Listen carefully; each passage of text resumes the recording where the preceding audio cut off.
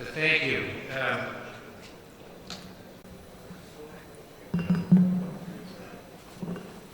I'd like to thank Professor Kamal for the kind invitation to speak here today. We're going to talk a little bit about biologics, which are sort of all the rage in sinusitis. I have a later lecture in about an hour on pathophysiology of nasal polyps. So there's going to be a lot of overlap because biologics is really only indicated for nasal polyps.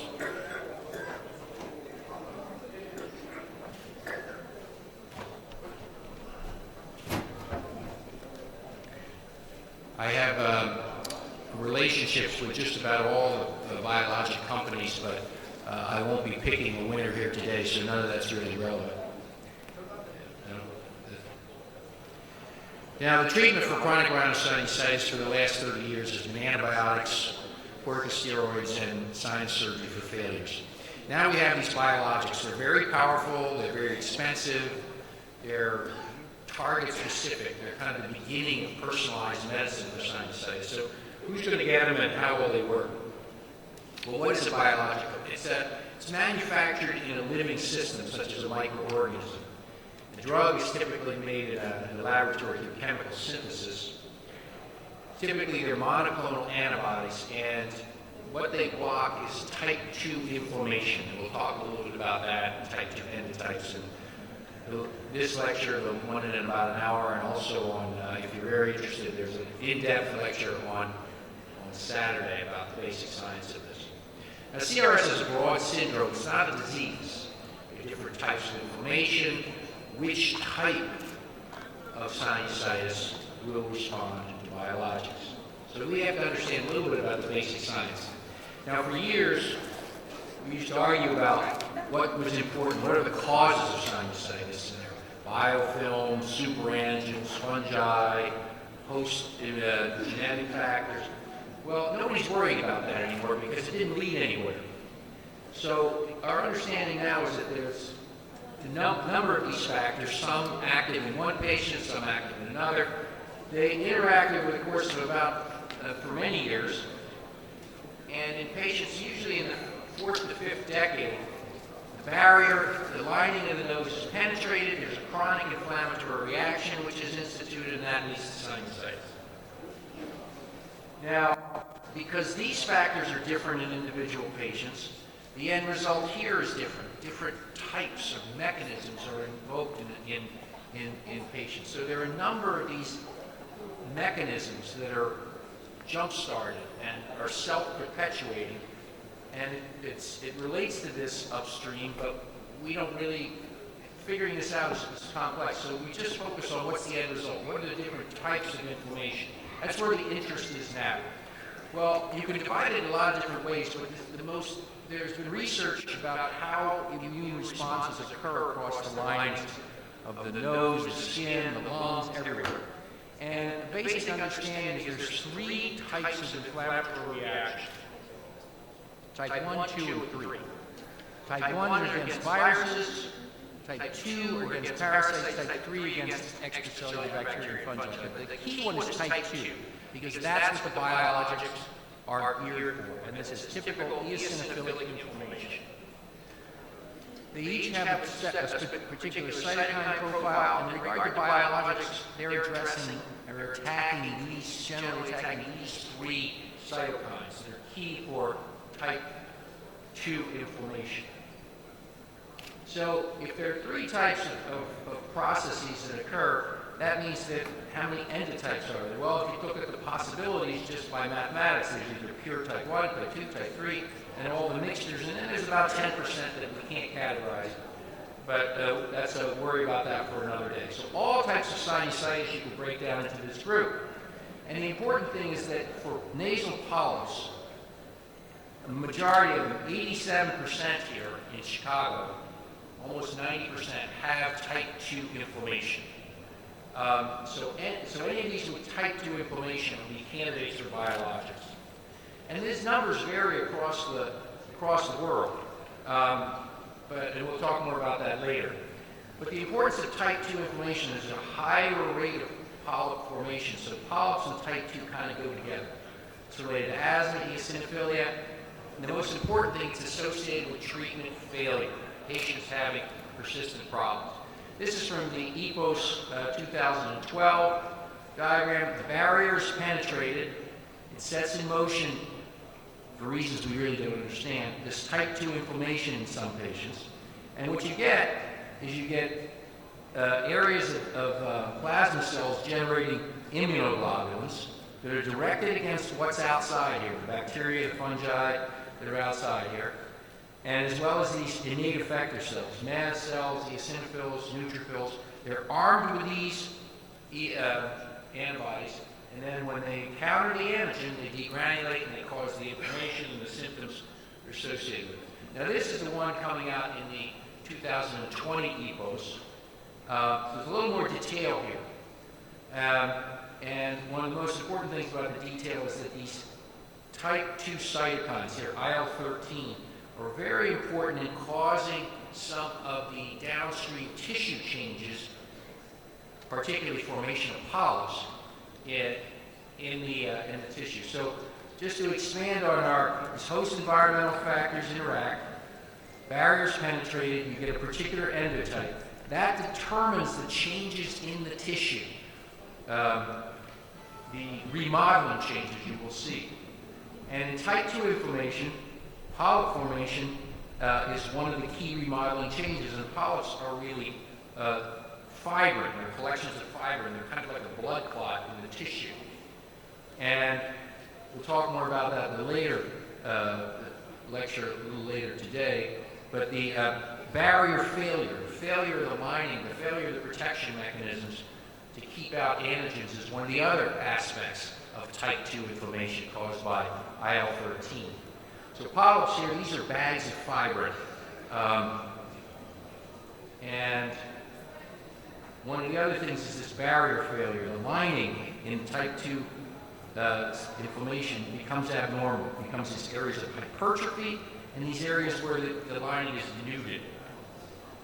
And if you look at this analysis, temporal sequence of development of type 2 inflammation, the barrier is penetrated, this type 2 inflammation is started. Now, it then causes the weakness of the barrier here, this abnormality. This is very leaky, so more and more and more antigens get across. It causes more and more inflammation. It creates a feed-forward mechanism that's self-accelerating. It's like a snowball rolling downhill. It's gigantic by the time it gets to the bottom. And that causes more and more inflammation. When it gets so severe, the inhibitory factors in the tissue are reduced. The IL-13 causes these fibrin clots, essentially, within the tissue. They pull in fluid, and that causes the swelling of nasal polyps. Now, why do steroids work? Well, steroids work because they suppress all aspects. If I were to go back here, steroids suppress all aspects of this inflammation. The problem with them is that they have side effects, or the nasal sprays essentially don't get access to the tissue, but the side effects limit their use. So biologics offer an extra weapon in the treatment of this problem. Now, they will suppress that inflammation, or aspects of it. Now, what biologics are available? The only one that's been approved right now for nasal polyps is dupilumab, but there are 5 others, and actually more than that are under development, or 4 others that are under development for nasal polyps. So the question becomes, which will you use? What should you use? When should you use it? We'll talk about that in a minute. But how do you decide the strength or the efficacy of these? Well, the easiest way is if you look at the polyp score. Every patient could be graded 0 to 4 on each side. So the total worst could be 8, 4 on each side. And these drugs, these biologics, will shrink the polyps back. So the first thing to be studied here, the first biologic we studied was omalizumab, or Xolair. Many of you are familiar with this, anti-IgE. And what this does is this blocks only this aspect of type 2 inflammation. They were studied a number of years ago, and sure enough, they do, this is the placebo, they do drop the polyp score. The next one we studied was dupilumab. This is actually, you get, this blocks not both IL-4 and 13. And the reason is because the IL-4 and IL-13 receptor have a shared component. So this antibody blocks both aspects, so you kind of get a 2-for-1 effect. So what that does is that blocks this IL-4, so you don't get the immunoglobulin production, and it also blocks IL-13, so you don't get a tendency to form polyps or the barrier dysfunction. So just intuitively, you would think it would be more powerful. But anyway, in the studies here, they do certainly drop the polyp score. Mepolizumab was the next one. This is anti-IL-5. So what this does is this only blocks this aspect, the eosinophilic aspect of the inflammation. And they do block the polyp scores or drop the polyp score as well. So how do you compare them? Well, if you look at 4 months of giving these drugs, omalizumab will drop the polyp score in aggregate about 1. Now, some patients may have a big drop, some patients have a small drop, but if you look at the numbers, it's about 1. And they have a phase 3 trial that's going to be released or published very soon, but it shows a drop of about 1. Dupilumab is stronger, it's about 1.6 on average. Mepolizumab is intermediate, about 1.25. But these are averages. Some patients may respond better to one drug than the other. Now there's a long-term study, and this has been published. This is what got dupilumab. This is the only one FDA approved at this point. And this was a long-term study giving the drug for many more months. And if you look at here, this is at 24 weeks, so about 6 months, you see a drop all the way to 2. So at 4 months, there was a drop to 1.6. Now there's a drop to 2. But as soon as you stop the drug, polyps come back.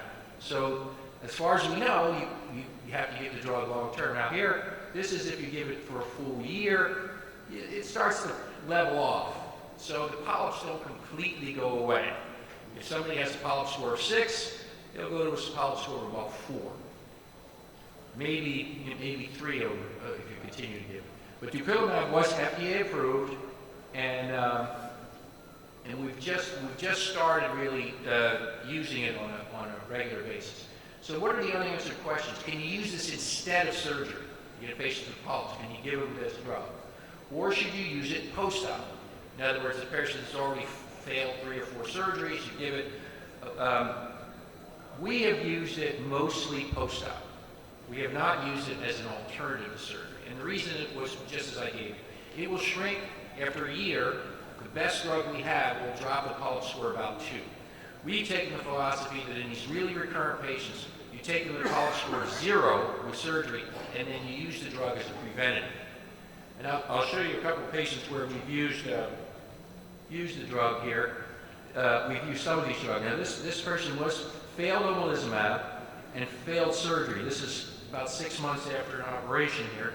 So what we did was we did a drill out and put them on mepolizumab, and they've done extremely well. Now I don't have long-term data or long-term CT scans yet with dupilumab, but that would appear to be stronger. So now we're using dupilumab as really our first line for most of these cases. This is another patient here who had failed a number of surgeries. He's an aspirin triad patient here. We did Alothrop and mepolizumab, and this is 2 years later. He does pretty well. This is sort of an intermediate result. Some of the polyps, you can see them recurring, so we switched him to dupilumab, and we'll, 6 to 8 months, we'll be able to tell you whether it will work. Now, dupilumab it's probably the most effective if you take 100 patients, but we've already had dupilumab failures. So some of these drugs will work better in some patients than others, and we really don't know why. This is sort of the star patient here. This is someone who's failed 4 previous surgeries. He was miserable. What we did was a DRAV3 and mepolizumab post-op, and here he is. And you can see this is essentially a cure. Extended dissection here, And there's this is over 2 years. He can smell. He has essentially no polyps at all. You can see this is essentially a perfect result. Now, I gave you 3 examples of mepolizumab, and 2 of the 3 were really pretty effective. But it's hard to tell where we'll be. So we don't know. These drugs and there'll be others that will come online. We don't know at this point who's the best drug for which patient. Specific biologics will likely work better in one patient versus another, only with type 2 inflammation, but in one subtype of type 2 inflammation. And we don't know, these subtypes almost assuredly exist, we just don't know what they are. The future holds we'll have biomarkers that will help address that issue, but that's where we stand. Right now, what we're doing is new patients get intranasal steroids, of course, maximal medical therapy. If they fail, they get surgery. If they have type 2 inflammation, we put on budesonide, potentially Sinuva, which is a steroid-releasing implant.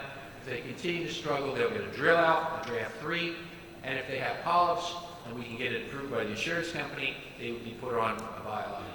If they don't have type 2 inflammation, if they have type 1 or 3, and we'll talk a little bit about more of that later, they would be candidates for doxycycline or extended macrolides, a drill out. We don't have biologics for type 1 or type 3 inflammation because if we block that inflammation, there's enormous side effects. There's really very little, almost no side effects at all, blocking type 2 inflammation with biologics.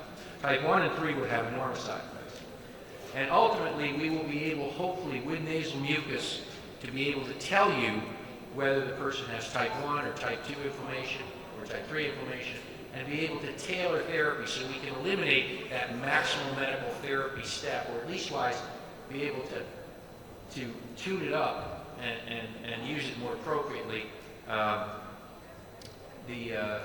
if we can find biomarkers. And that's really the future. And biologics, the ones we have now are directed to cytokines. There likely will be biologics that work upstream, and I'll show you a little bit about that in a later talk. I'd like to recognize the entire laboratory, which I'm very fortunate to be a part of. I'm the operating surgeon, they're the real scientists. Thank you very much for your attention.